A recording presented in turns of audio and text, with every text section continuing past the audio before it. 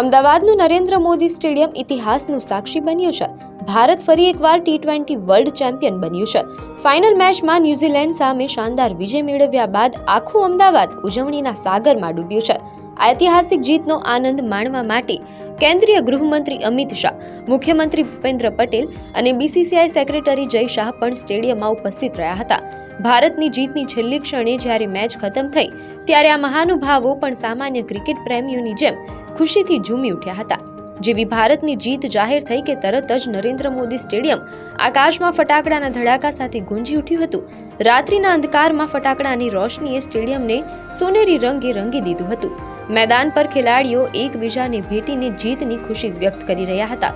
World champion બન્યા બાદ team ઇન્ડિયાના આ વિજય ઉત્સવે દરેક ભારતીયની છાતી ગજગજ ફુલાવી દીધી છે. અમદાવાદ માટે આ રાત ક્યારેય ન ભૂલાય તેવી યાદગાર બની ગઈ છે.